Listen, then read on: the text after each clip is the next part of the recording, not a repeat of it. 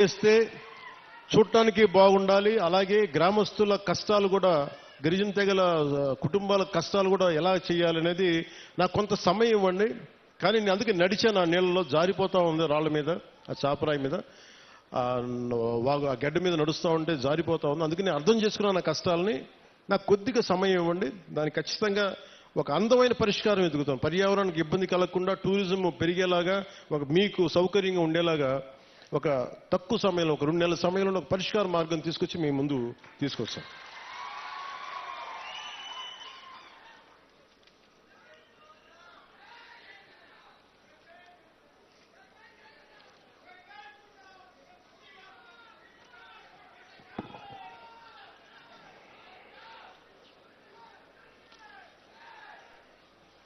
అంటే మనం ఒకసారి పెద్ద పనులు చేయడం వీటన్నిటికంటే కూడా చిన్న చిన్న కష్టాలు ఇంకొకరికి ఆనకపోవచ్చు. ఆ కష్టం, నా కష్టం కూడా ఎప్పుడు కష్టాలు. నేను ఒక గిరిజన గ్రామంలో ఉంటే, ఒక తాండాలో నేను పెరుగుతూ ఉంటే, నాకు నిజంగా నా సోదరుకో ఎవరికో ఒక చిన్నపాటి ఇబ్బంది వచ్చి నేను హాస్పిటల్కి తీసుకెళ్ళినప్పుడు రోడ్డు సౌకర్యం లేక డోలీ మీద తీసుకెళ్ళాలి అంటే ఎంత కష్టపడతామో, ఎంత ఇబ్బంది ఉంటుందో నేను అనుభవించకపోయినా కానీ నాకు ఆ కష్టం నేను మనుషుల్ని చూసి అర్థం చేసుకున్నాను.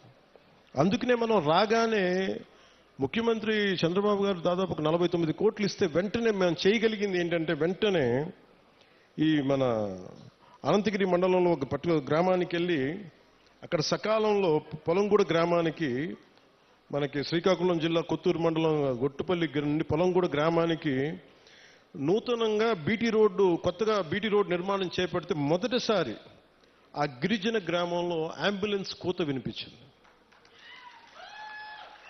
అంటే సకాలంలో సరైన సమయానికి అంబులెన్స్ రావడంతో ఒక గిరిజన గర్భిణీ మహిళ సకాలంలో ఆసుపత్రికి చేరి ఒక ఆరోగ్యవంతమైన శిశువుకి, ఒక బిడ్డకి జన్మనిచ్చింది. ఈ రహదారి ద్వారా 6 గిరిజన ఆవాసాల గ్రామాలకు చెందిన 1260 మంది డోలీ మోతల నుంచి విముక్తి పొందారు. ఇది ఒక అద్భుతమైన, ఒక 10,000 మందికి పనిచేసేది కాకపోవచ్చు, ఒక డబ్బులు రాకపోవచ్చు, ఓట్లు రాకపోవచ్చు, దానివల్ల ఆదాయం డబ్బు ప్రభుత్వానికి రాకపోవచ్చు. కానీ మీ కష్టంలో మేము ఉన్నాం. మా కూటమి ప్రభుత్వం ఇది మంచి ప్రభుత్వం, ఆ ప్రభుత్వాన్ని కూడా నేను వాటన్నిటికంటే కూడా మీకు అండగా నిలబడే ప్రభుత్వం కూటమి ప్రభుత్వం. నేను ప్రత్యేకించి ఈరోజు మిమ్మల్ని కోరుకుంటుంది, 2018లో నేను ఇక్కడ తిరిగాను పోరాట యాత్ర. అప్పుడు అన్ని కష్టాలను చూశాను.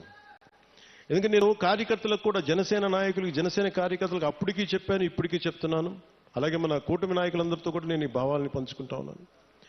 మనం కనుక ప్రజలతో మమేకమై తిరిగి కష్టాలని, వాళ్ళు ఏం కష్టాలు పడుతున్నారో మనం నిజంగా చేయగలిగితే, నాకు ఆ మనసు నలిగిపోయిన 2018 పోరాట యాత్ర అప్పుడు, అరే నా చేతిలో అధికారం లేదు, కనీసం చిన్నపాటి ఒక ఆడబిడ్డకి కన్నీళ్లు తుడిచిండే శక్తిని ఇవ్వు భగవంతుడాన్ని కోరుకుంటే, ఆ రోజు పరమశివుడు అనుగ్రహించి, నూకాలమ్మ అనుగ్రహించి, మోదమాంబ అనుగ్రహించి, ఈ రోజున కూటమి ప్రభుత్వాన్ని ఈ రోజున మాకు అధికారం ఇచ్చి, వాళ్ళ అధికారం ఇవ్వడం వల్ల మీ ఆశీస్సులు అంటే ఎంత బలంగా కోరుకున్నామో ఆ రోజున, ఈ రోజున మేము దాదాపు 1,005 కోట్లు, అంటే దాదాపు 1000 కోట్ల పైన డబ్బులు 1050 కిలోమీటర్ల రోడ్డుకి వేయగలుగుతున్నామండి. రోడ్లు వేయటమే కాదు, మీ జీవితాలు కొంత మెరుగవుతాయి, కొంత ట్రాఫిక్ పెరుగుతుంది, కొంత మనకి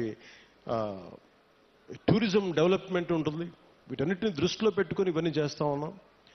నేను ఈ రోజున ప్రత్యేకించి దారి పొడుగుతా చూస్తుంటే, ఇంత సుందరమైన అరకుని దేశం మొత్తం వచ్చేలాగా చేయాలి.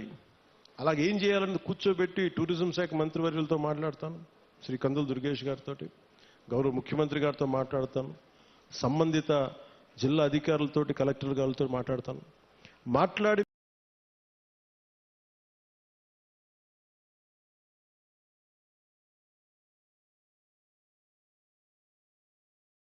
మీకు అభివృద్ధిలో యువత గంజాయి వైపు కాకుండా మీరు టూరిజం వైపు వెళ్ళాలి, సేవలు, మీరు సర్వీస్ సెంటర్స్ పెట్టుకోవాలి, ఇక్కడ కూర్చోబెట్టి చిన్న హోటల్స్ నడుపుకోవాలి, మీకు ఏదైనా స్థలాలు ఉంటే మీరు అక్కడ కూర్చోబెట్టి ఓపెన్ క్యాంప్స్ పెట్టుకునే 10 డబ్బులు వచ్చేలాగా, కొంతమందికి వృత్తి ఉపాధి వచ్చేలాగా ఖచ్చితంగా కృషి